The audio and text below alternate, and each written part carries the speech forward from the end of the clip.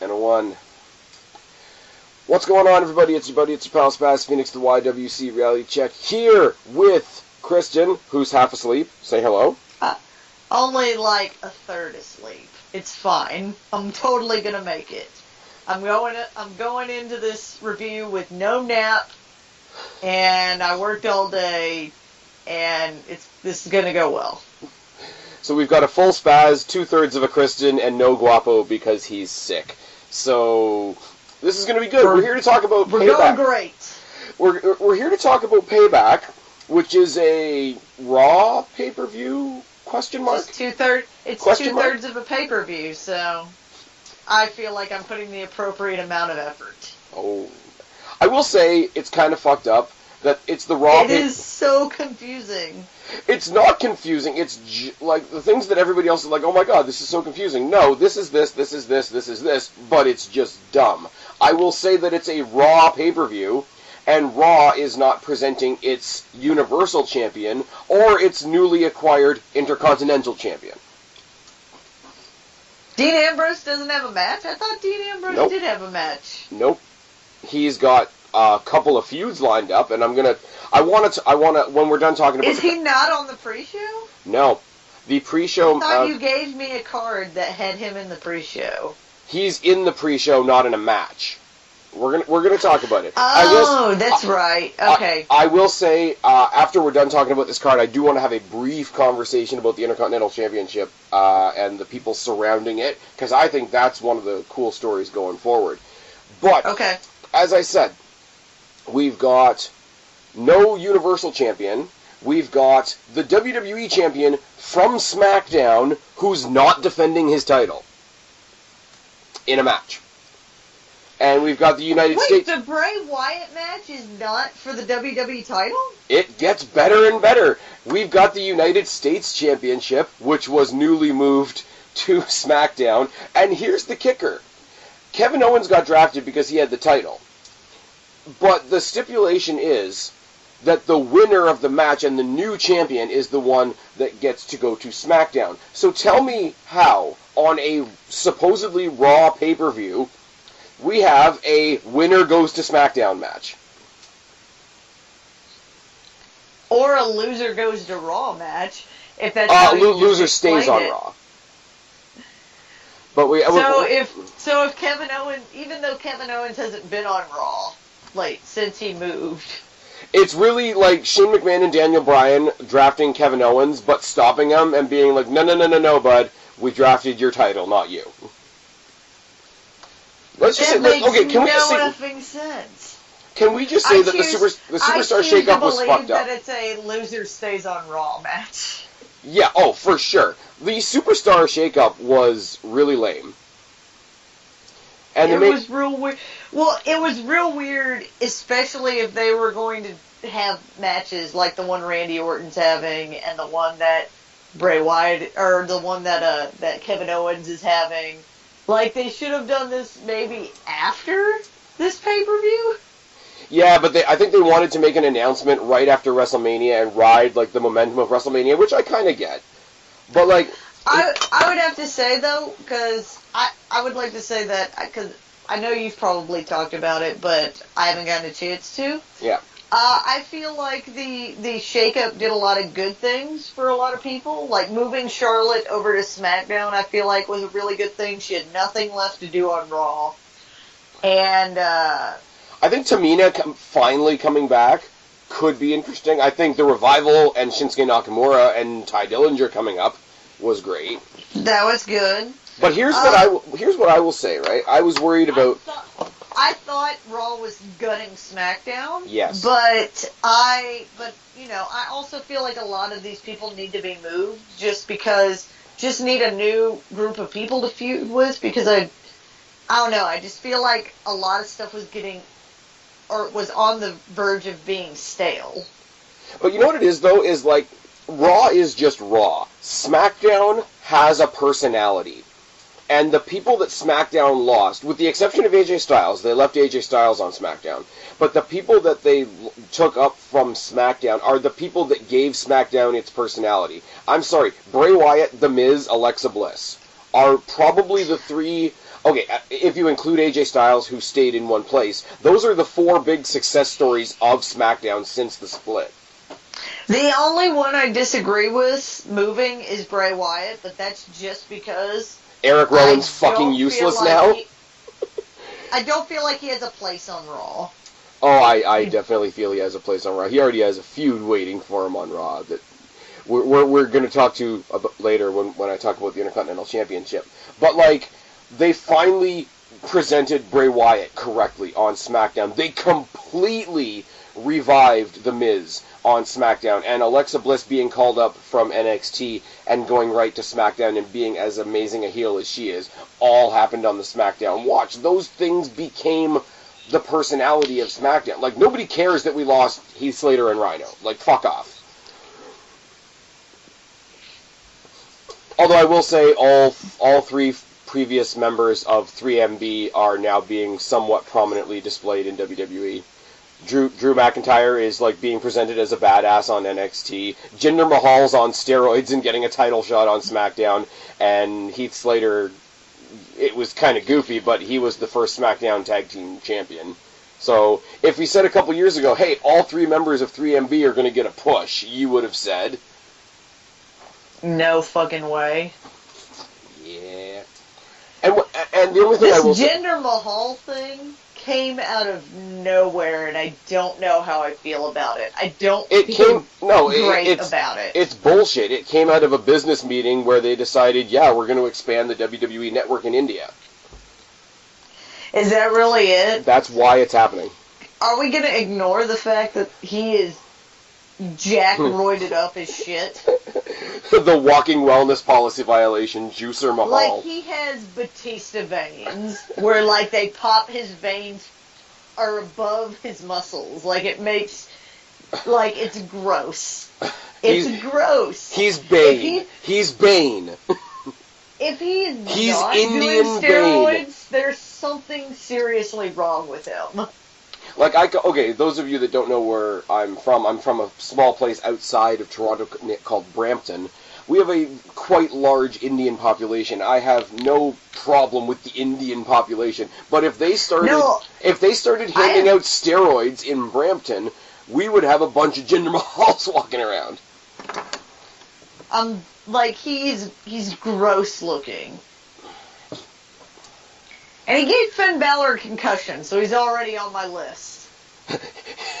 Jinder Mahal, you know what happens when you give Finn Balor a concussion? You make Kristen's list. you just made the list. Kennedy. You make the list of Kennedy. Oh, you're putting your real name out there. Oh, shit.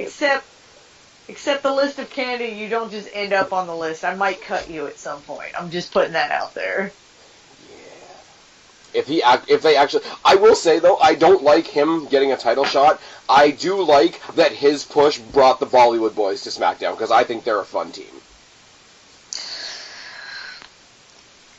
Except that, Randy Orton essentially did the exact same gimmick about 6 years ago. Yeah, but you know what? For anybody that's got the WWE Network, looking at you, you see the Bollywood Boys everywhere. They were in the Dusty Classic. They were in the Cruiserweight Classic. They've been used as great enhancement talents on NXT. So obviously WWE sees something in these guys to put them on all those platforms. But what happens after Jinder Mahal doesn't win the WWE title, which he won't? They'll go back to being faces eventually, and they'll be enhancement talents. But you know what? They're good enhancement talents, and as much as we make fun of jobbers, we do need jobbers. They do serve a purpose. Anyways. I don't know. I don't like this Jinder Mahal thing. I mean, Naomi's I'm not a fan. Anyways, that's Backlash in a month. We're going to be previewing Backlash. Which, by the way, we were talking about this before we hit record. I swear to God, Spaz, I think he thinks maybe that I'm crazy when I say this. Well, one, I thought Bray Wyatt's match with Randy Orton was for the WWE title. Is it not? It's not. Is it not? Because I thought... Well, it can't be now. Jinder Mahal stole the belt on SmackDown. I don't even want to look this up. I swear to God on Raw, they were saying that it was for the WWE title. Is it not? No, if you look at it, it's it just says WWE Champion Randy Orton takes on Bray Wyatt in a House of Horrors match, not WWE Champion Randy Orton defends against Bray Wyatt. But here's the thing, though, and then what's the point of this match? Why didn't their feud just end at WrestleMania? Because nobody was happy that Orton won. If it's not for the title, if it's not if it's not Bray Wyatt's rematch, then why the hell are we having this match? Because there's no Universal title match. And you really don't want the main event. And again, why is it then not for the WWE title? Are we really not defending either of our major titles on this pay-per-view? Oh, but we've got Roman Reigns to look strong. That's going to be the main event. But that's at the top. Let's go to the bottom. Let's talk about the kickoff where we've got a match millions of years in the making, and it's going to be at once in a lifetime, and I can't believe they're putting this once in a lifetime match on the kickoff show. Enzo and Cass versus the Club. They're just never going to pull the trigger with Enzo and Cass. It's way past their time. I really want Cass to go heel and just throw Enzo into the fifth row. I think I don't think that would be a good move for Cass, because I mean he's better on the mic, but he's still pretty weak. Yeah. The best thing they could do is kind of keep their thing going, but as Cass being a single star and Enzo talking for them, which I feel like they could easily transition into. Well, I feel like their tag team matches are just Cass going in there and booting everybody and Enzo getting his ass kicked. Exactly, that's why it could easily... Enzo Amore got replaced by Finn Balor in a tag team match this week, and Cass had to be like, holy fuck, a tag team partner that I can actually tag. Hey, he had Seth Rollins in there too. CrossFit Jesus? He is looking that way, isn't he? How about that video that I sent you on Facebook? He's on my list too. No, that chick that didn't watch wrestling, that was previewing Payback and was pretty on point. By the way, was getting pretty accurate with her guesses as to who was going to win. Look at the graphic for the match. They show Braun Strowman and Roman Reigns. I think the guy that looks a little bit moist is going to win. I'm just saying, I feel like it was pretty accurate. I have some words about this Roman Reigns match, but we'll get to it. I'm sure you do. Roman Reigns is your boy. That is not even funny. We got my boy The Miz. It's not like they want to do something silly like give him a match, but he's doing Miz TV, and his special guest is going to be Finn Balor. So I guess Miz is going to have a feud with Finn. I'm okay with this. I love that. For the same reason that I loved on SmackDown before they did the shakeup, when Nakamura made his debut by interrupting The Miz, and we're thinking, okay, great feud, Miz can do all the talking, Nakamura can do all the work. And then they moved The Miz. And then they put Dolph Ziggler, who's like the default B-level Miz on SmackDown, to go with Nakamura. Well, he could still do all the talking. He can still do all the talking, and let's be real, Ziggler has his role in the WWE. You got somebody debuting. If it's in NXT, you put him against Tyler Breeze. If it's on the main roster, you put him up against Dolph Ziggler.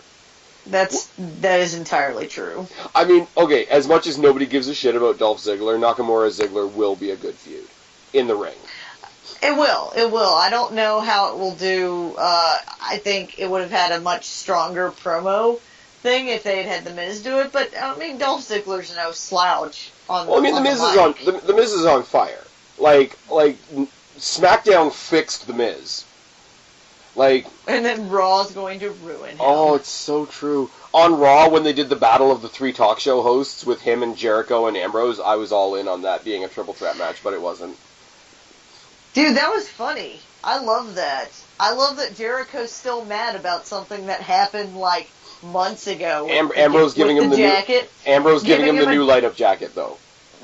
I know, it's hilarious. Take him off the list and then put him back on again.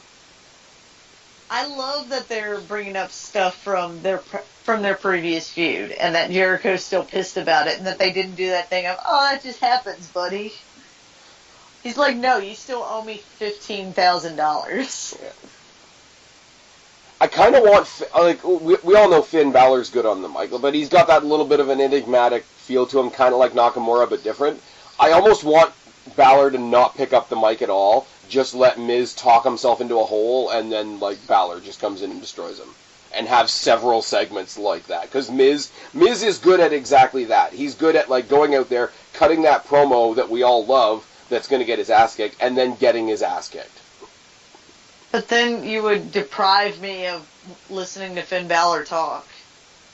Do you really like his promos, or do you just like checking him out? Do you like that weird portion of his entrance where he, like, poses on the ring and, like, juts his crotch all the way out at the ladies there? I know, you're all in. That's weird. That's weird that you noticed that. No, it's weird that it's, like, fucking, like, for the rest of it, he's just doing the pose with the lights, and he has that one moment on the ring post where he's like, everybody look at my crotch. A, still weird that you noticed that. B, yes? I like all of Finn Balor's entrance. You like all of Finn Balor. To quote you from last year, guys, Finn Balor is my answer. Finn Balor is my answer. Did I say on recording? It may have happened before the recording stopped. Did I tell you? My mom actually watched wrestling with me like a couple weeks ago, like before WrestleMania. Are you gonna fight your mom for Finn Balor? No. It was when Finn Balor came back, so it was the Raw after WrestleMania. Okay. And I joking, like I say to every time when Finn Balor comes out, I look over at my mom and I jokingly go, "Mom, that's your future son-in-law. He just doesn't know it yet." That's and really my creepy. Mom just looks up. My mom just looks up, looks at the TV, and goes, "Oh, okay." Goes back to whatever she's doing. Can I point something out? I'm gonna be I'm gonna be the dick that points this out, okay? Because everybody thinks I'm sexist anyway. You saying that, totally funny. Me saying something similar about one of the divas, somebody's gonna come hit me up in the DMs quick time and tell me what a creeper I sound like. Well, I get to do this, and if you worked in the U.S., you would get, I'd only get 71 cents to the dollar. So that 20 extra cents you get, I get to make those kinds of jokes, and nobody thinks it's weird. I don't want to move to the States. Trudeau's hairpiece is better than Trump's.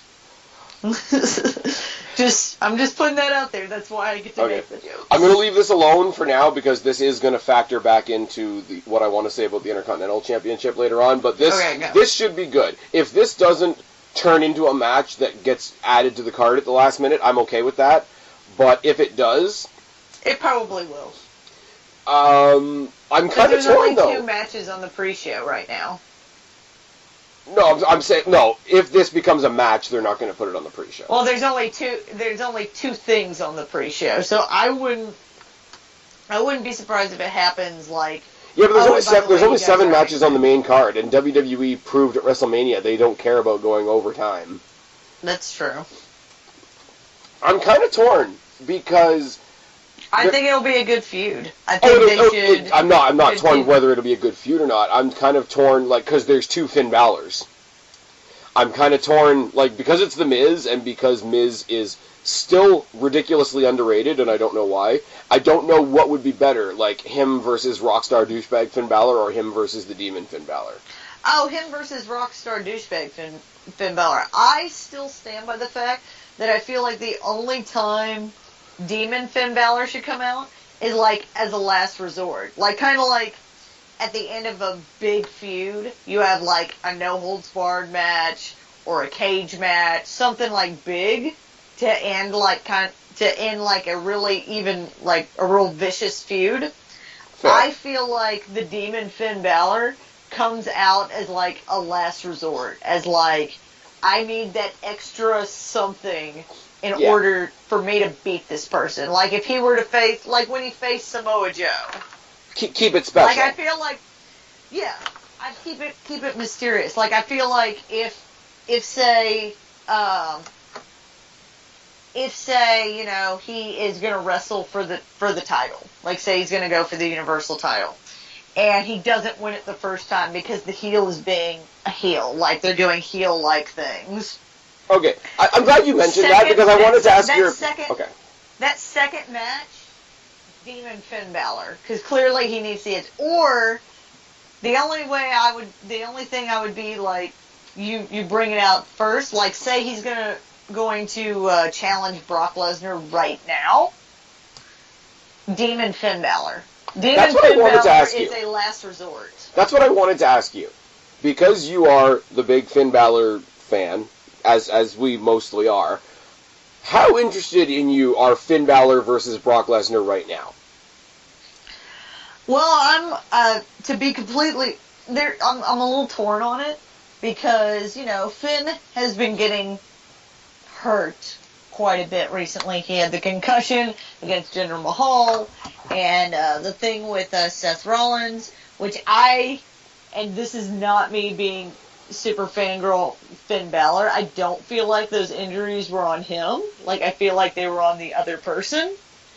I think the one with Rollins was a little 50-50. I'll give you that. But I don't feel... And so I'm slightly terrified at the idea of him facing Brock Lesnar, because I've always said Brock Lesnar is not safe in the ring. He's going to injure somebody. He hasn't yet. I don't think Brock Lesnar's safe at the buffet. Exactly. Brock Lesnar is not. He goes into this mode, and I feel like the further he gets away from MMA, the better it is. But I feel like, especially when he first came back in the beginning, he goes into this mode where he almost forgets that this is a wrestling match and not an MMA fight. And see, I think it's the other way around. I think the farther he gets away from MMA, the more he tries to bring out his MMA self. Not necessarily in the fact that he's trying to hurt anybody. I'm not trying to say that, but I think since he's gone away from UFC, he takes himself even more seriously, in a real way, which is kind of terrifying.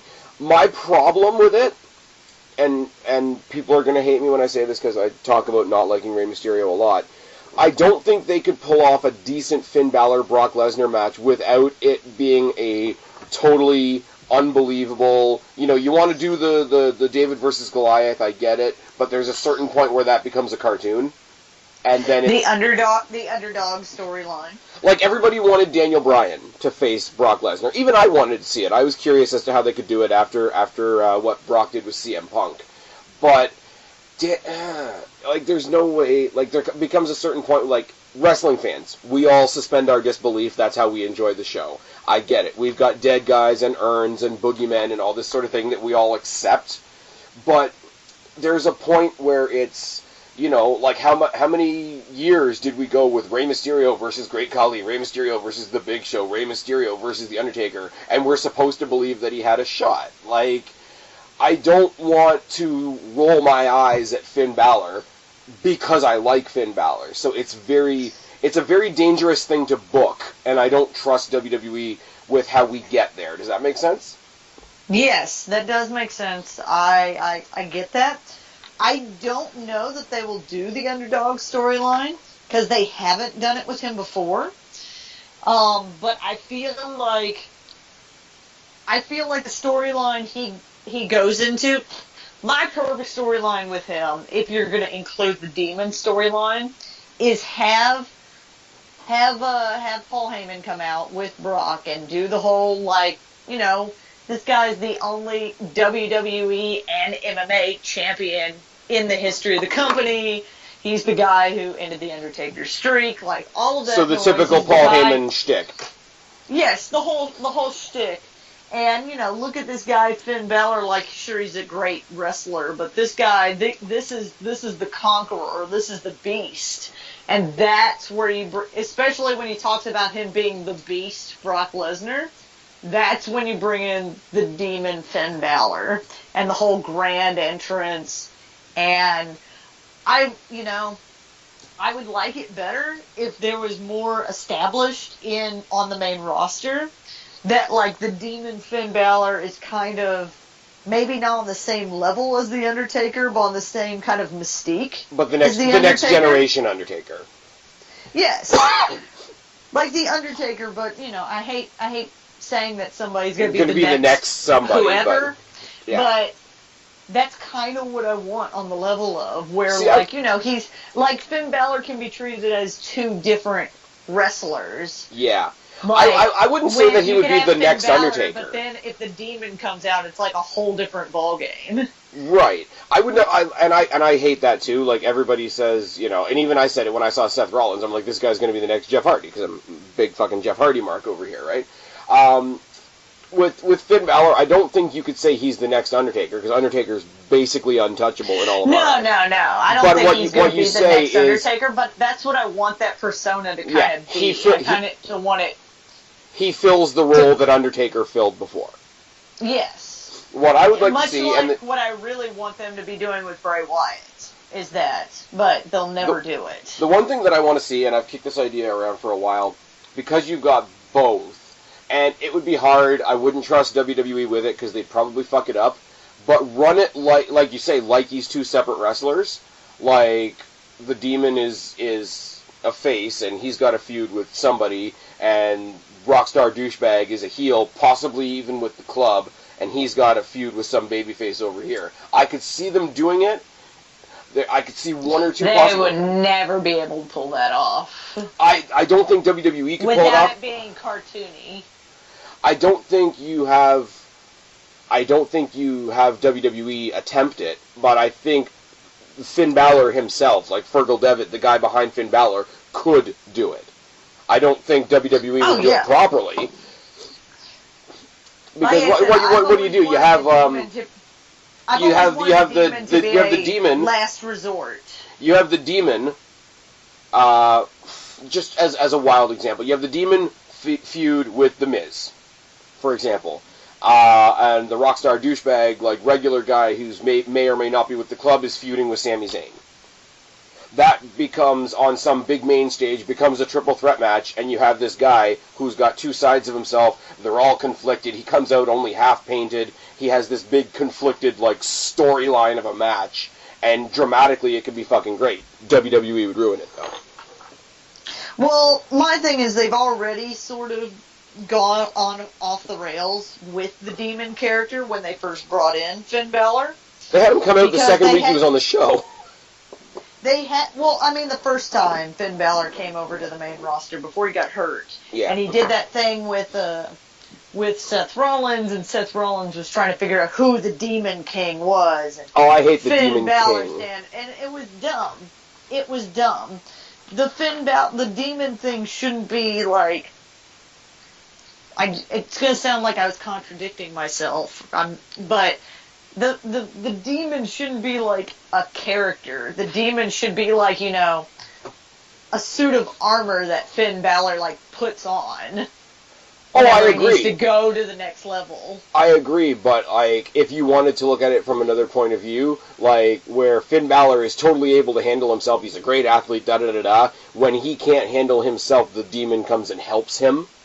If you want to play with that only thing I can think of, just because I just watched it again recently, if you guys all out there listening have seen the movie Split, and how amazing James McAvoy is in the movie Split, because he's got 23 different personalities, and basically it's the whole idea that split personality is created by a trauma. When you're not able to handle the trauma yourself, your brain creates another persona to come in and take care of you. I think if you treat the Demon as an entity like that within Finn Balor, I think you could have an amazing story. But again, WWE would fuck it up.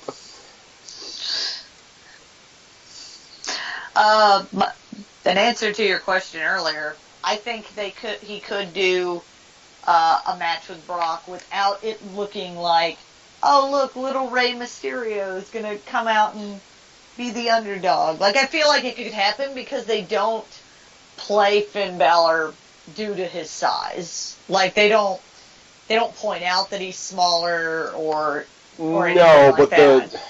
I want to stress this to everybody that's listening. I say this with the utmost respect for Finn Balor. At some point in that feud, they're going to have to stand in the same ring. They're going to have to stand face to face, and even if they're, as you say, they're not going to play the story that way. The commentators aren't going to play it up that way. But that's a hell of a visual to get over. Like, obviously, smaller people have beat him.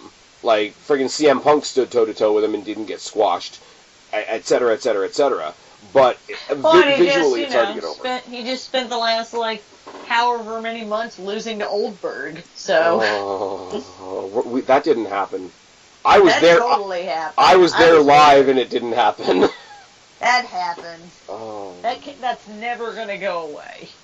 You know what okay, no word of a lie. You know what I did when I got home from that show last year? I immediately went back to the SummerSlam where he fought Cena, where all he did was like walk in and like mop the mat with John Cena with like 21 suplexes. And I'm like, okay, this is Brock Lesnar. What I saw in the thing was an illusion. I had too much to drink. It's fine. That's a whole lot to talk about a talk show segment on the pre-show. So let's talk about the main roster. Let's talk about the main show. WWE Cruiserweight Championship rematch from WrestleMania. Neville versus Austin Aries. Well, it's going to be a good match again. Like, what? Copy paste my response from last time minus the hashtag fuck WrestleMania. I'm conflicted. Kristen, are you surprised that I'm conflicted? I am not. I am not surprised that you're conflicted. I want Austin Aries to win. But I want heel Austin Aries to win because everybody that I want him to see him go on and face is babyface. I think as soon as he gets the title, he'll turn heel. Granted, it'll kind of make it look like that the Cruiserweight title turns you heel, but... Yeah, I mean, TJ Perkins, it took a while. Question, is TJ Perkins heel now? Or is he just like a face in like TJ Perkins is situation? Like completely in league with Neville. So, yes, that's what I'm saying. So he's heel now, right? And he's taking cheap shots and he's cutting heel promos, which is because the whole like video game like super cocky dabbing bullshit is kind of a heel gimmick anyway. Like it's very easy to see that gimmick and go from like, okay, he's super confident to he's super obnoxious real fast. It didn't take very much. But I want to move on to, like, I mean, we don't talk about TNA anymore, but, like, I've been a huge fan of Austin Aries since TNA. I want to see Austin Aries versus Kalisto. I want to see Austin Aries versus Akira Tozawa. I want to see... What I wanted to see at WrestleMania was Austin Aries versus Cedric Alexander. That could still happen. Yeah. I don't know, supposedly, whenever Neville does drop the title, they're going to be putting him in a feud with Tony Nese, and it's going to be like, who's got the better bodybuilder gimmick in the Cruiserweight division. That's a bit weird. But, yeah, like, Neville, and now that Neville has, like, a little underling in TJ Perkins, it's super shitty that Neville was, like, misused forever, and now he's the champion. And TJ Perkins, who was the guy out of the Cruiserweight tournament to create this championship in the first place, is his underling.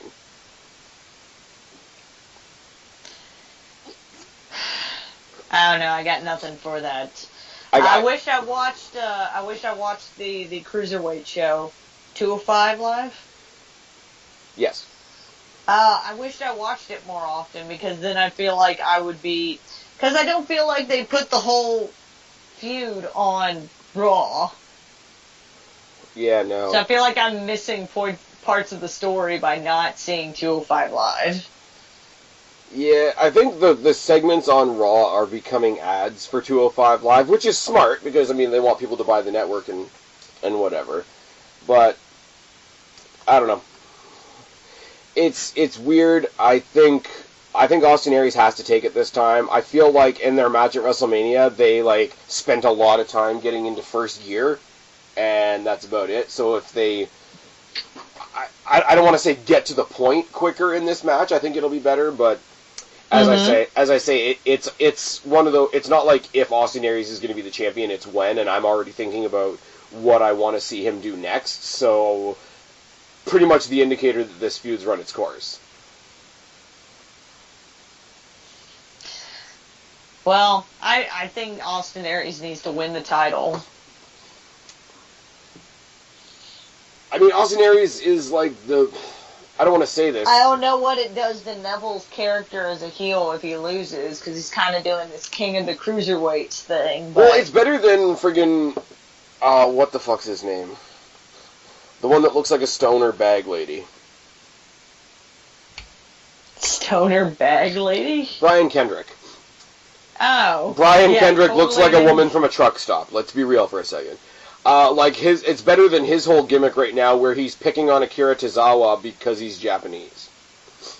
And he's teaching him lessons. The lessons of Kendrick. It's really... WWE lost to Jiri, but they held on to Brian Kendrick. I don't know why. It's very strange. It's very, very strange. And you got friggin'... I will say... one good move in the Superstar Shakeup was moving Kalisto to Raw. That was long overdue. And even though he got absolutely destroyed on Raw by Braun Strowman, technically he still won in the dumpster match, so that's kind of funny. But they've repackaged Kalisto, and I think it's cool. Like, you can tell like they've sat down for like a whole 5 minutes with him, and like, well, hey, we're going to give you a bit of a new gimmick. They've got him like with the mask, and he's kind of got like a dragon gargoyle kind of look to him, and they changed his music a little bit. He actually got a speaking promo in the back with Kurt Angle, like all the little indicators that they're going to do something with him. I mean, if Kalisto ends up being the next champion after Austin Aries, that's not going to be the worst thing in the world. They kept him on SmackDown for no reason, fighting Baron Corbin like forever. Yeah. I don't know. They could always put Finn Balor in the Cruiserweight division. No. Finn Balor walking around with that purple belt. Oh, Moving on. Match I'm very much looking forward to, and I want to see if you agree with me on this one. Ultimate heel versus ultimate babyface, Bayley versus Alexa Bliss. I think it's going to be a good match. Like I said earlier, I don't know if we got this on recording or not, or if that was before we started recording. Alexa Bliss is not going to win the title, because she is not going to win the Raw Women's Championship before Charlotte wins the SmackDown Women's Championship. WWE is going to give Charlotte that honor of being the first to win both women's titles.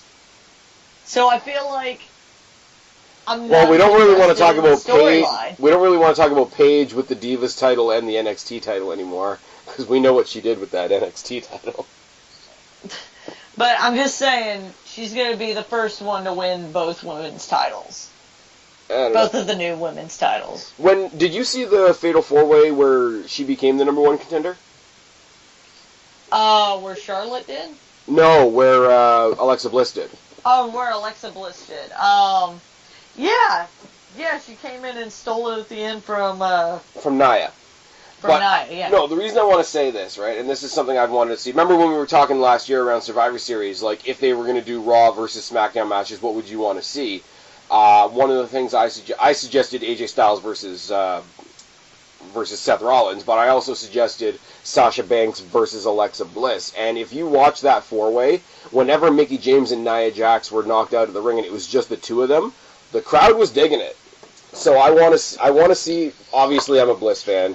I want to see Bliss take the title off of Bayley. Have her have a long program with Sasha Banks. With Sasha, and have Sasha not win it 12 times? No, what I want to say is, like, have her, and I know we like Bayley, I'm not saying anything like that, but she is, like, the penultimate underdog, and she's good at the whole, like, naive, I'm just here to put up the good fight type deal. Have her lose. Well, and characters like Bayley are always more interesting to watch chase the title than hold the title for a long time.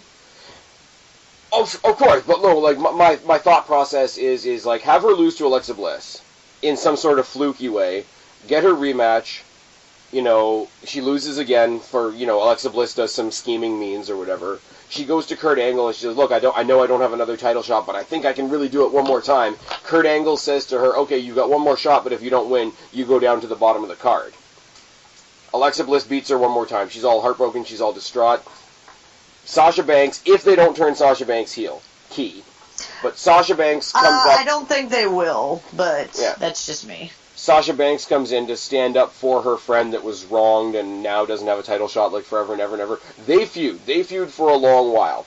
Elsewhere on the Raw card, you have Bayley literally starting at the bottom. Like, wrestling Alexa Bliss, wrestling friggin' Dana Brooke, wrestling, she works her way up to maybe fighting Mickie James to give her a bit of a rub. She gets over Nia Jax like she did on NXT. She moves up to somebody like Hot Heel Emma.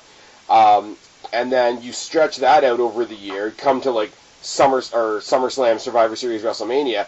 Bayley, I have no problem with marching into WrestleMania with the whole, I took out literally the entire roster, I've climbed the ladder, here's my ultimate heel, I'm going to go take her down, I'm going to get my title back. She gets her big moment at WrestleMania, one-on-one with Alexa Bliss. You mean the exact storyline that she got in NXT before she won her first NXT Women's Championship? Sure. But it wouldn't be before because she achieved her dream and it was ripped away. It's like every... it'd be just slightly different. So it'll be like every time Daniel Bryan got injured. I didn't mean to shit on... Okay, that totally was me shitting on that story.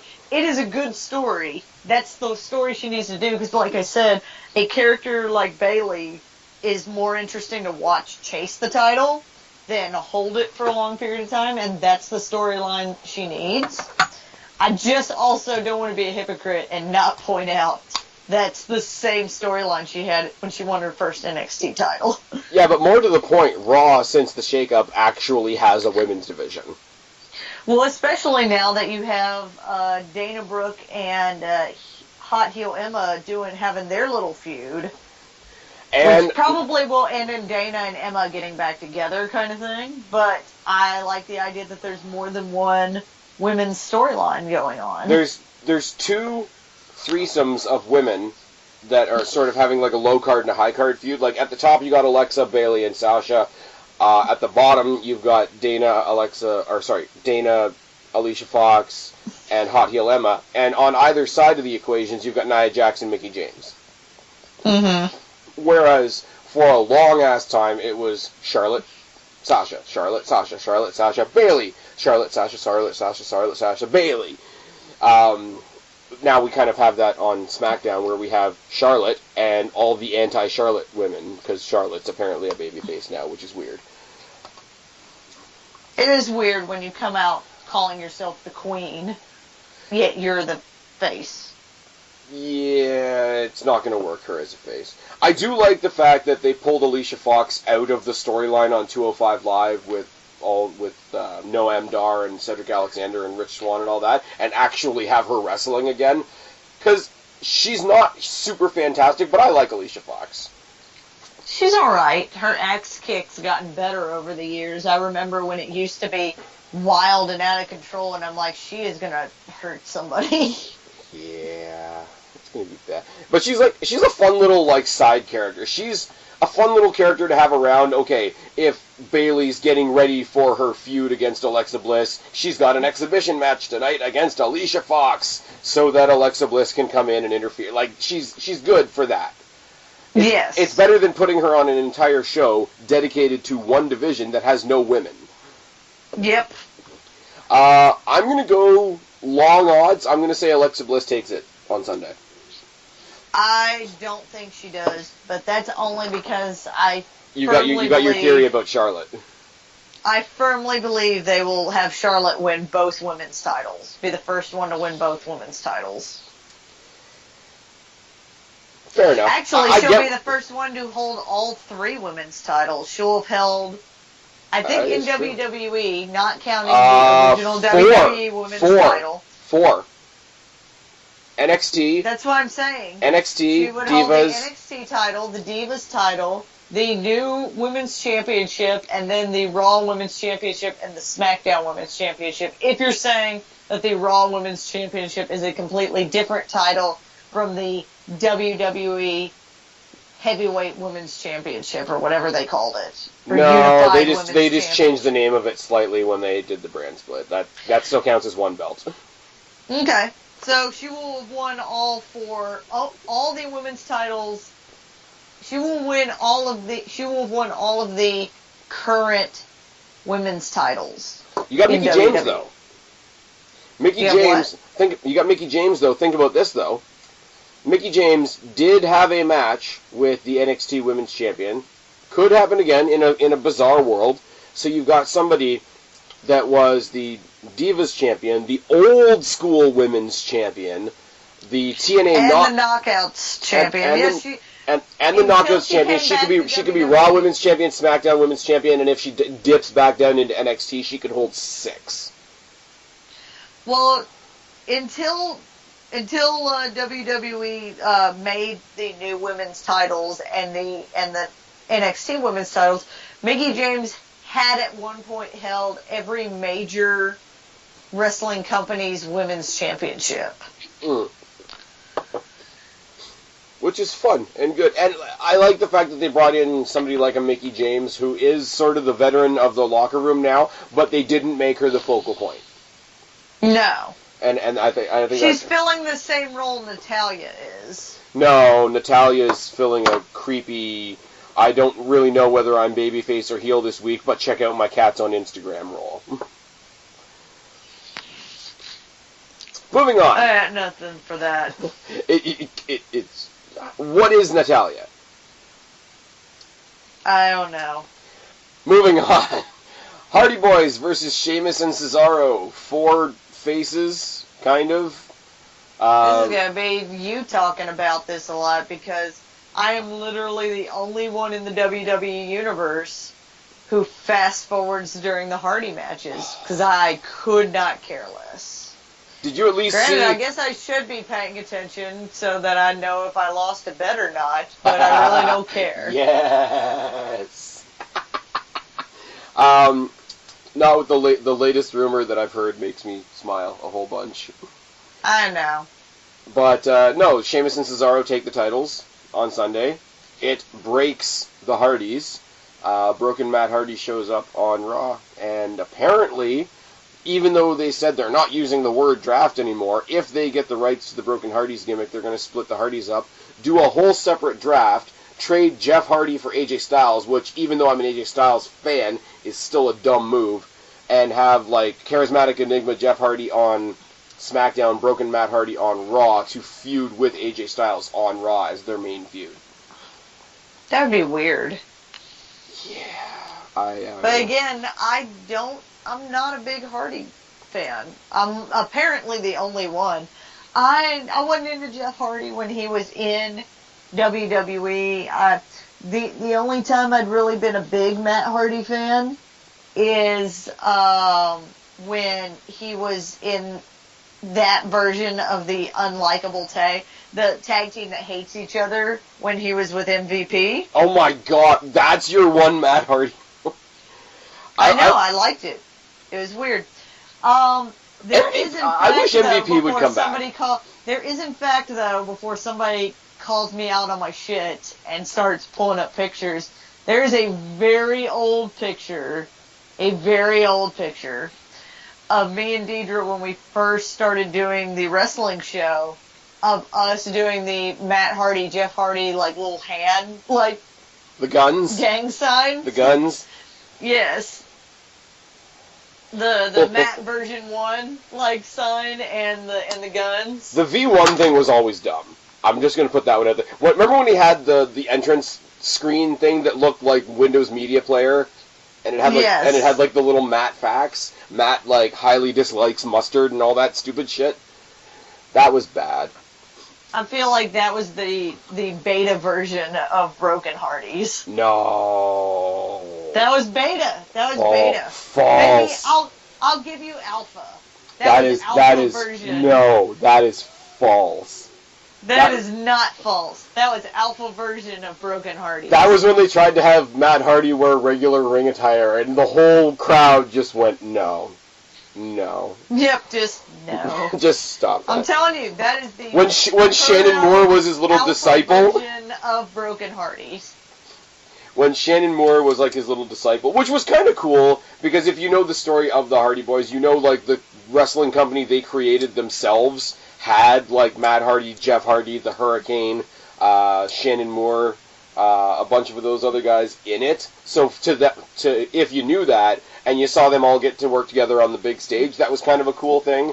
Kind of like John Cena and Nikki Bella, they've never really been in a feud together, so they did it once at WrestleMania. Like, if you know the story behind it, it's kind of cool, but if not, it's like, why? Yeah. Shannon Moore is another one that really found himself in TNA instead of WWE. It's really bad. Point is, I couldn't care less about the Hardys. I just don't. Did you... Okay, I know you are still going with the story that you didn't watch WrestleMania. Did you see... It's not a story. I didn't watch WrestleMania. Okay.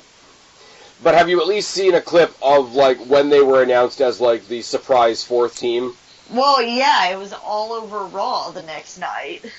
Because that pop was huge, like 75,000 I imagine it was. Like I said, I am, like, maybe the only one in the WWE universe that doesn't care about the Hardys. So, I mean, everybody is really excited about it. I'm glad everybody else is, but I just could not care. I could not find a fuck to give.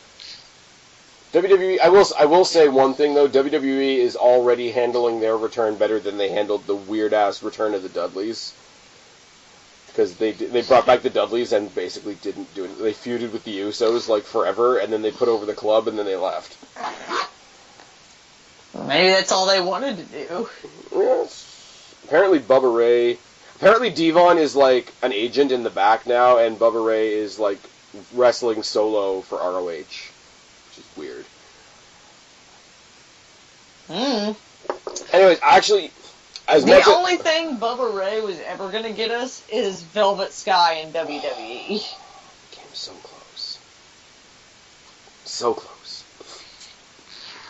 I still wanted to see, and everybody laughed, and that's fine, I wanted to see the Battle of the Jorts, Bully Ray versus John Cena.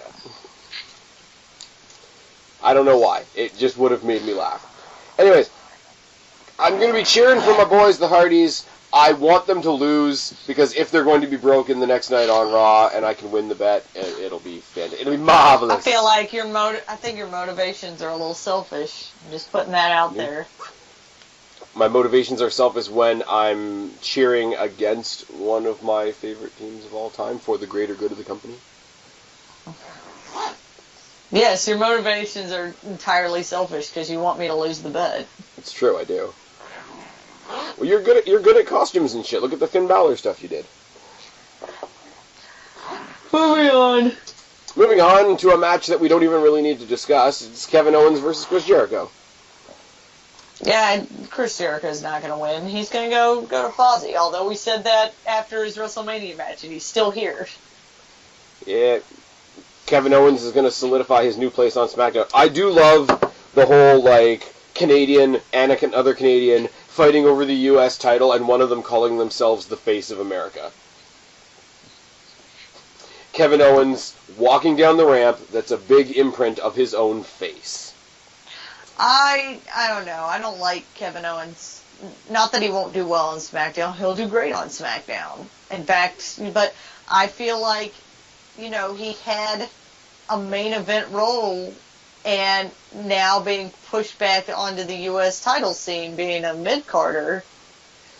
What I'm more worried about is the fact that they had the starting of a little faction with him and Samoa Joe, and that just sort of went out the window. Well, I guess they never intended Kevin Owens. They still intended Finn Balor to win the title. Like, they intended, like, all of the Kevin Owens thing is, oh shit, Finn Balor, like, broke something. We need to have another champion. I will say, at some point, Kevin Owens and Samoa Joe as the tag team champions on one of the shows would be kind of cool. That would be kind of cool. I'd be okay with that. I'd be 100% okay with that. Speaking of Samoa Joe versus Seth Rollins. Let's hope Seth Rollins doesn't injure him. Oh, doesn't injure himself, you mean? Yeah. Yeah. No, I mean injure him. Injure Samoa Joe. Oh.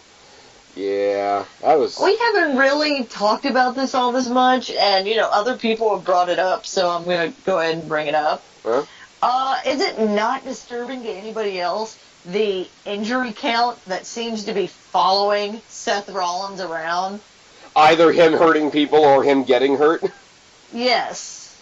I don't know. Is it weird that the last guy... startling to people? Is it not startling that the last person Seth Rollins, quote-unquote, injured was his tag team partner last week? Oh, no, that's totally weird. Yeah. Oh, little statistic for you. Again is because he wasn't wrestling him. This is true. Little statistic for you about the Universal Championship that's not being defended on Sunday. No former Universal Champions have ever cashed in a rematch clause. That's true. This is true. These are true things. I don't know, somebody posted that the other day, and then I had to have a think about it for a second. And it's just like... You're like, oh shit, that is true. I don't know, they need to do something... This is exactly why the Goldberg, Brock Lesnar match didn't need the title. Is for this exact reason. Oh, the match definitely needed the title so that we had a champion. The match definitely needed the title so that we had something to give a shit about. The title didn't belong anywhere near the match. Entirely different thing. They need to do something with Seth Rollins, though, because now he's sort of floating in no man's land, and he doesn't, like, he's fighting Samoa Joe now because of the injury. He's slaying the king. He's slaying the king, and now he's fighting the court jester. It's really bad. Like, if they had had a pay-per-view where he took out Samoa Joe on his way to getting Triple H, that would be, like, progression. But now it's just like, I'm fighting you because you hurt me, and after that, what the fuck am I doing? Mm-hmm. I don't know. It should be a good match. Samoa Joe's new to the roster still. I really want to see him get, like, a solid win and, like, live up to the whole Destroyer name. But they're repackaging Seth Rollins. They give him a new finisher, finally. I don't like it, but at least it's not the pedigree. And CFOs keeps hinting that they're going to be releasing the new version of his theme music soon. And he's going to have an entirely new entrance and all that sort of repackaging type stuff. So you don't typically do that unless you're going to do something with somebody. But I really hope they do something else with Seth Rollins. I don't care who wins. Neither one of these guys in this match can really lose, because Seth Rollins, if they're repackaging him, it'll kind of fuck up the repackage. Samoa Joe is still way too new on the roster for the casual fans for him to already be, like, taking a loss and still be considered the Destroyer. Uh-huh. But I'm going to go with Samoa Joe. I think Samoa Joe, like, goes back to the leg one more time and fucks him up. Or has help, or we get a Triple H run in. But I think Samoa Joe needs to win.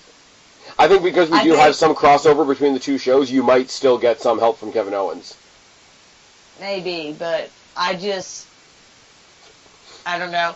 Because Samoa Joe, for all extensive purposes, is the only representation of the Authority on the show. Because, Stephanie's gone. I could see Kevin Owens steps in and helps Samoa Joe beat Seth Rollins, and then to return the favor, Samoa Joe helps Kevin Owens retain the U.S. Championship, and then they sort of nod to each other and go to their separate shows. Uh-huh. Like, if they do a move like that, that'd be kind of cool. Next one's kind of hard to talk about, because we don't really know what it is. WWE Champion Randy Orton takes on Bray Wyatt in the House of Horrors match. Which I thought was a title match, and is clearly not. Which means, on a pay-per-view, after WrestleMania, neither of the major titles are being defended. Yes. What the fuck? I'm honestly more bothered by the fact that... I'm just going to the website for a second. I want to see how they actually describe it. I could have sworn on Raw they said it was for the title. But Yeah, they've been very careful how they've worded it. It's been like, Bray Wyatt gets his rematch against the champion. Doesn't say for the title.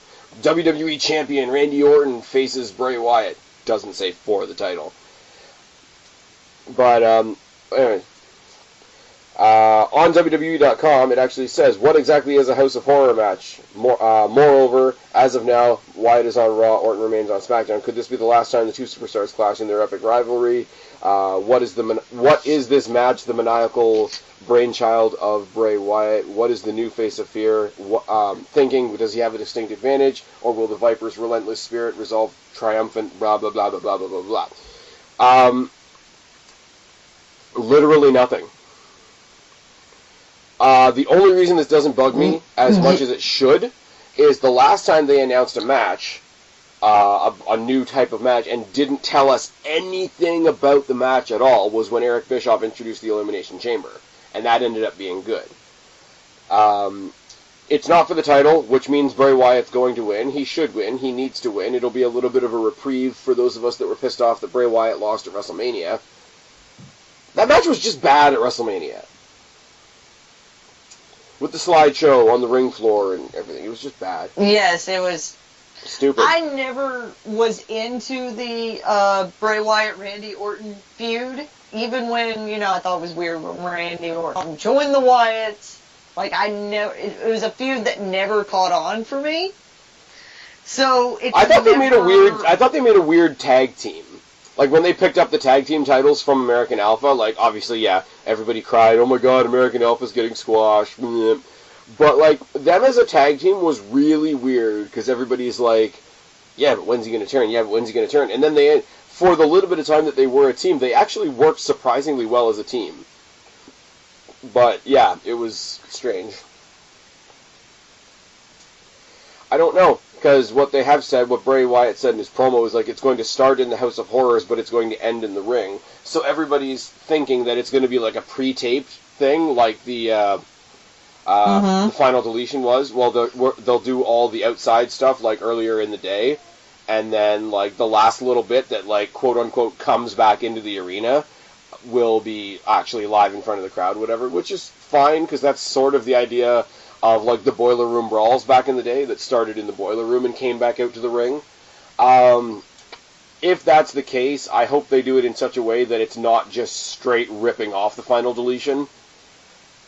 I'm assuming this is going to happen near the top of the card, so I'm assuming the tag team title match will be, like, already done and over with. If the Hardys break on Sunday, and the Hardys either attack Bray Wyatt or help Bray Wyatt, you could have a cool dynamic there going forward. I don't know. Matt and I don't know what they're going to do with Bray Wyatt. Broken Matt Wyatt and Broken Jeff Wyatt. Boo. I mean, Bray Wyatt's winning this. Randy Orton doesn't need to look strong. His next opponent is Jinder Mahal. Which makes no sense. It makes publicity sense. I think we already talked about it. So let's move on. WWE saying, let's show everybody how diverse we are. How did Great Khali work out for you? And what I'm assuming is the main event of the evening. Roman Reigns versus Braun Strowman. Can I say what I wanted to say at the beginning of the show? You can. I'm giving you open floor. I find it weird and infuriating that before Roman Reigns had the feud with The Undertaker, he had this feud with Braun Strowman. That was essentially, now that I see that they're continuing it, put on hold. Because I guess they thought, oh crap, The Undertaker's going to retire, we need to have him face somebody, let's have him face Roman Reigns to make Roman Reigns look really strong. And then literally pick up this feud right where they left off, as if he didn't just end The Undertaker's career. Yeah. Bump in the road of this feud. I think it's funny that... How is nobody pissed about this? Can we follow the storyline even more? That Roman Reigns defeated probably the best WWE creation of all time, but yet gets his ass handed to him by Braun Strowman. I can't. It's the epitome of I can'tness.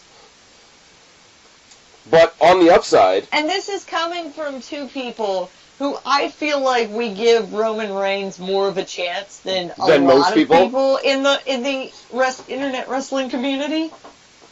Well, I feel like we're like, look, this is a guy who's in this position because the company's like, this is our guy.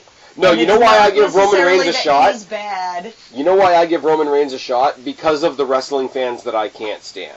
WWE, and WWE knows, are not stupid. We would love to think that they are, but they're not. WWE will occasionally flip the bird to those obnoxious fans. When they did that, Royal Rumble, when we thought Finn was coming back, when we thought Joe was debuting, when we thought X, Y, and Z, my guy's coming out, da-da-da-da-da.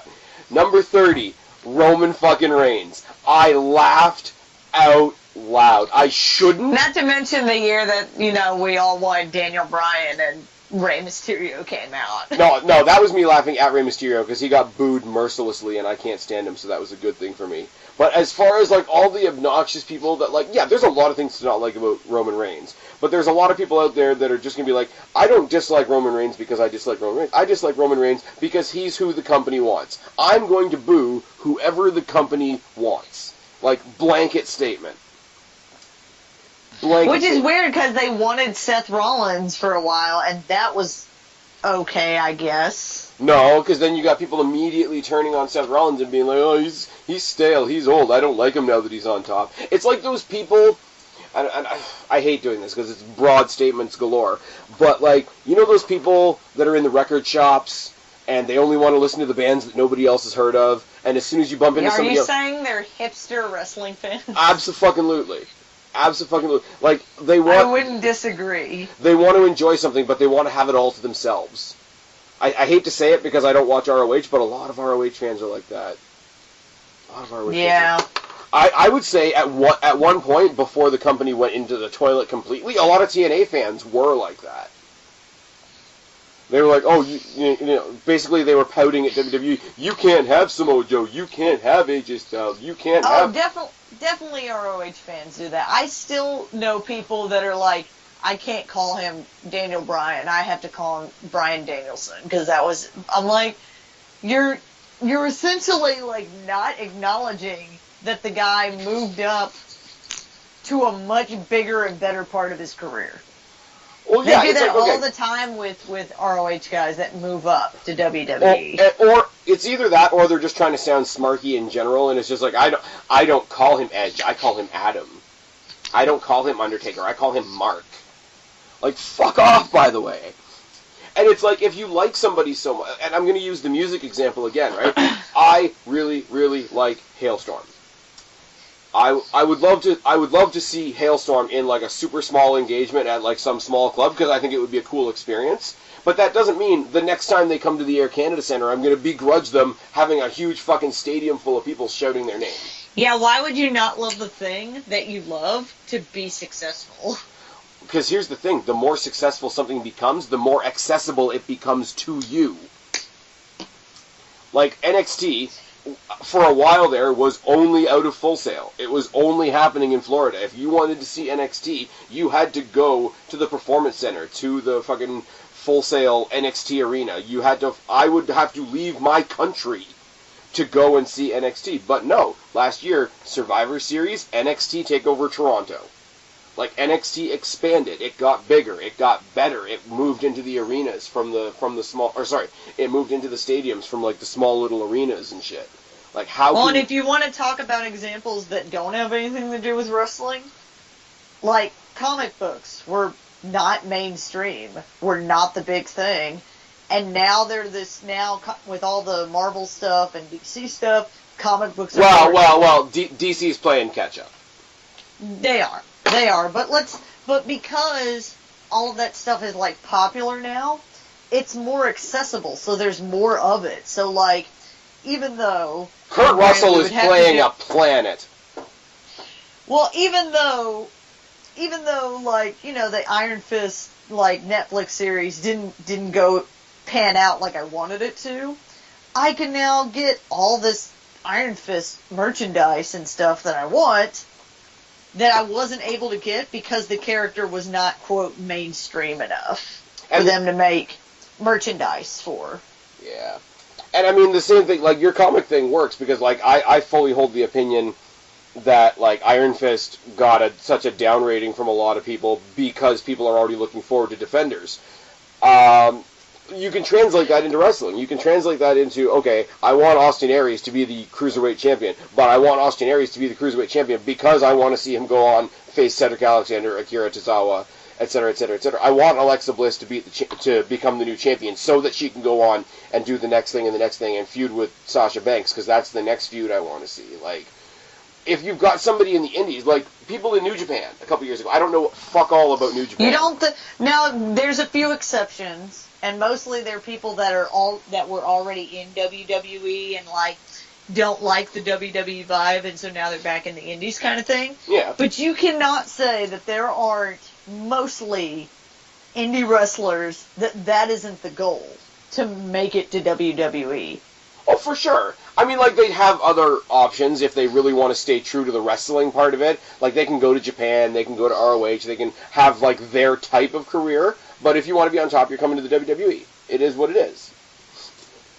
Like, here, like, everybody's got their person that they like in the WWE, right? Yours, for example, is Finn Balor, right? Now, if you're somebody that watches New Japan, now let's pretend that Finn Balor wasn't also in New Japan, but like you got this guy Shinsuke Nakamura that you like.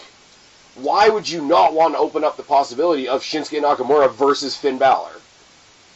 Why would you not want to open up the possibility of, like, who knew that AJ Styles, you know, Mr. TNA, Mr. IWGP, would have such a great feud with John Cena, the guy in WWE?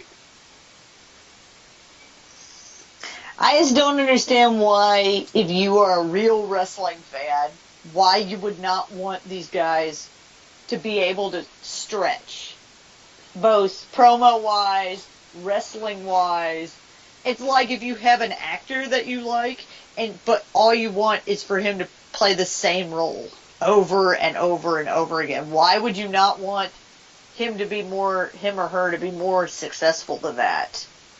Than playing the same role over and over again. The actor thing that I can think about, like, if everybody wanted everybody to stay in their own roles all the time, look at comedians. Look at guys like Jim Carrey or Robin Williams. If they had stayed in their lane, we wouldn't have movies like The Number 23 and 1 Hour Photo and Photo Booth and shit like that. Because you never would have had these guys that are quote-unquote comedy guys taking on these serious, sinister, creepy, bad guy roles. Like, I don't get it. Like, you can have your opinion, and you can sit there and think that, oh, WWE is going to, like, fuck this guy up or that guy up. You can have your opinion on the company, and that much I'll agree with. But there's people, what the fuck is his name? Kenny Omega? Yes. When there was rumors that guy was coming over. And I heard a quite long interview on the Taz show with him, and, you know, he said a bunch of things, and, you know, and it was definitely one of those, like, I'm going to come to WWE if it's right for me. If it's not right for me, I'm going to stay where I am, which is respectable enough, right? But you had so many people, and these are people talking about a guy that I'm not even that familiar with. I don't know fuck all about Kenny Omega, other than he had that really famous match with Okada. But there's guys sitting there that are saying shit on their YouTube channels or on their Twitter or whatever. I've been watching Kenny Omega for 10 fucking years. I know everything about him. I'm going to drop him like at the drop of a dime if he decides to come to WWE. Like, fuck off, by the way. I don't get it. Anyways, this is a very big divergence from the Roman Reigns-Braun Strowman match that we're going to get on Sunday. I will say the plus side of all this is how the fuck over is Braun Strowman right now? Well, he'll be way more over as a face if Roman Reigns beats him. Yeah, I thought you were going to say if Roman turns heel, but that's not happening. Nope. I really want, like, Kalisto to come down and, like, try to cost Braun Strowman the match, and then he ends up costing Roman the match instead. And then Roman just, like, spears Kalisto, and then he gets booed even more. I don't know why. It's kind of fucked up. But it'll be the main event, and it'll be a very lackluster main event, unless Braun Strowman wins, in which case all the people that just blindly hate Roman Reigns are going to call it the best match ever. Which is dumb. Which is because dumb. It's dumb because okay, so we may not all agree with the fact that Roman Reigns should have beaten The Undertaker in his last match. That's neither here nor there. It happened. We have to deal with it now, just like when... Okay, I got to pause you for a second. I'm sorry. I know you're going to finish your thought. when we look back at WrestleMania 33, nobody's going to remember that the one that beat The Undertaker was Roman Reigns. People are going to remember that where they were sitting, where they were standing, whether they were in the arena or whatever. When they saw The Undertaker's last match. When they saw Undertaker's last match, when they saw him pick up the hat and the jacket, and like that moment that you knew, okay, it's confirmed, he's done. People are going to remember that. That moment was entirely about The Undertaker. They didn't make that moment about Roman Reigns. No, they didn't. And then the aftermath of it, they handled it very well, too, with Roman just saying, this is my yard now. Best promo he could have given. Oh, my God, they killed him on that post-WrestleMania Raw. But they didn't make the victory about Roman Reigns. Like, WWE... But, that's years from now. You're right. Nobody's going to remember Roman Reigns beat him. But as of right now, we remember. And if Braun Strowman beats Roman Reigns... that momentum that Roman Reigns has from, say, retiring The Undertaker... goes to Braun. ...meant nothing. No, I think it goes to Braun. I don't believe it goes to Braun. You don't ever hear about, I beat the guy who beat the guy. The one exception I will say, one of the matches... Okay, it's John Cena. It's a John Cena example. But, like... there was one match that John Cena had with Brock Lesnar after Brock Lesnar beat the streak. And his whole promo for like weeks and weeks on end, like the whole way that match was promoted was, I'm going to be the one that beat the one in 21-1. And I think, not necessarily Braun Strowman doing that in a promo, but you could have the announcers tell that story very well. Nobody likes Michael Cole on the mic itself, but the way he trains and arranges the talent around him, they could tell that story. Corey Graves on color commentary on Monday Night Raw can tell that story. Yeah. And if they don't, they're missing the trick. But that's WWE. Now, do we have anything else we want to say about this pay-per-view? Not really. It's a very confusing pay-per-view. The pay-per-view after WrestleMania is always a weird one. And this one even more so because it's the pay-per-view after WrestleMania and the shakeup. Basically, this is the pay-per-view to tie up all the loose ends, tie up all the things that they did in the shakeup that didn't make sense. The one thing I will say, and this is where I'm going to talk about the Intercontinental Championship for a second. Mm-hmm. We all know the downside of Brock Lesnar being the Universal Champion. He's not there.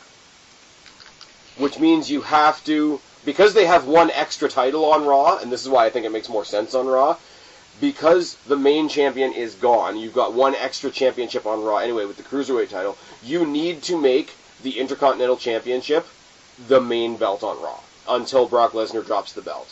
They're not going to do that with Dean Ambrose.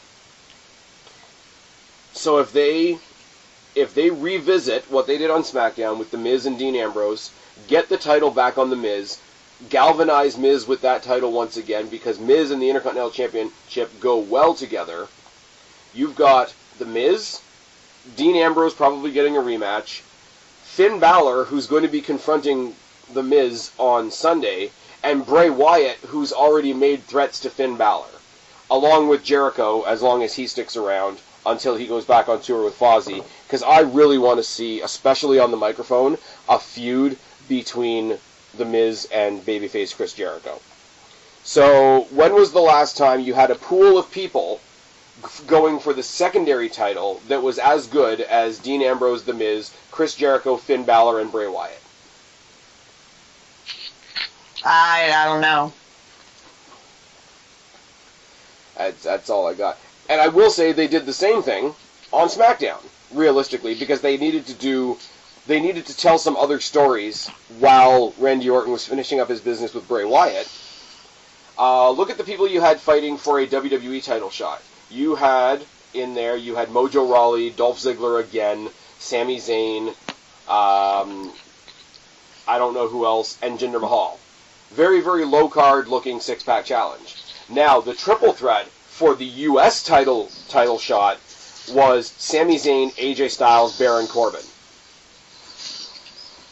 both of the mid-card titles, but especially the Intercontinental Championship, are really being pushed to the forefront. And I think Brock Lesnar taking one of the main titles out of the way is what's allowing that to happen.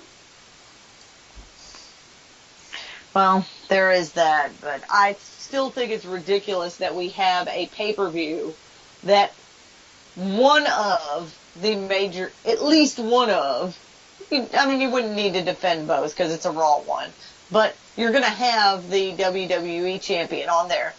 Why would you not be defending a major title on one of your pay-per-views? Well, they could always take Kevin Owens versus Chris Jericho and make that the main event. But it's the fact that the Randy Orton Bray Wyatt match is not for the title boggles my mind. Problem with that is if it was for the title, because Bray Wyatt's on Raw, because Randy Orton's on SmackDown, not only would you go into it knowing who's going to win, but you'd go into it hating who was going to win. You already know who's going to win. It's going to be Bray Wyatt. I seriously doubt that. I think if Randy Orton was going to win, they would have left the title in. Just be like, oh, I successfully defended my title. Bray Wyatt has no more title shots. Him not defending the title has to be to allow Bray Wyatt the victory. We'll see. I hope I'm wrong. Yeah. But no, like I say, like nothing else about this pay-per-view. It's going to be good. The Hardy Boys are going to be broken. Alexa Bliss is going to be champion, I think. We're going to see... I think one of the highlights is going to be Miz TV with Finn Balor on the pre-show. Which is kind of sad. I wouldn't disagree with that. And I mean, we've got that epic tag team match on the pre-show, Enzo and Cass in the club. I can't even handle it. Anyways, tell them where to find you. Is this the part where you asked what my Twitter handle is? Yeah, I want everybody to know where to find you if they want to find you. You can find me on Twitter at BlackCatFeline. You can find me on Instagram at BlackCatFeline if you would like to see me taking pictures at my new job, which is being a ranch hand. It's super exciting, so it's all everybody. pictures of animals. Super exciting. It is super exciting. I'm so excited. I follow you on Instagram. I've seen your work pictures. Like, I'm in so much better spirits. I don't know. I mean, you guys can ask Spaz, but I hated that other job. Oh, and I mean, you can my life. You can follow Guapo on Instagram if you want to puke like a whole lot. Oh, Instagram is so cutesy. Quick shout out to Guapo and Mrs. Guapo. Guapo's not with us tonight. Love you. We love you, Mr. and Mrs. Guapo, but you're giving us a cavity. Your Instagram is cutesy, and I plan on mentioning that if I am asked to do any sort of wedding toast. I'm just saying. I'm just waiting for my invitation, so that's how that's going. I've already got the first part of a wedding toast planned for Guapo, where it will be like, I remember the first time I said anything to Guapo about his new girlfriend, and I was in a call with Spaz, and I said, Guapo, I'm really happy for you, and I'm so happy that you're happy, but you two are gross, and you make me want to throw up. You fully called him out on being cute with his girlfriend, like in the middle of one of our previews. It was great. Yes. I'm sure if he listens this far, he's gonna love us talking about him and his girlfriend on the friggin' show here. I think it was a video one too. I think it was when we were doing the live stuff. So there is video evidence of me being like, you two I'm so happy you're happy, but you disgust me. We're so happy you're happy, but you're a little too happy. Stop it. Anyways, I'm just saying, Guapo, if you're listening, I'm still waiting for my invitation. I also do toasts. You don't have to put a whole lot. That's okay. I don't have mine yet either. You don't have to put a whole lot of vodka in me before I become a lot more entertaining. That is what it is. Anyways, I'm going to stop before I get us both in trouble. I've been Spaz. She's been Kristen. We've been talking about Payback. Guapo, Mrs. Guapo, we miss you. We hope you will be back for the next one. Subscribe up there, talk down there, start a conversation, keep all these conversations going. Don't be a stranger. I'll talk to each and every last one of you later. But for right now, I'm tagging out. Bye, guys. Bye.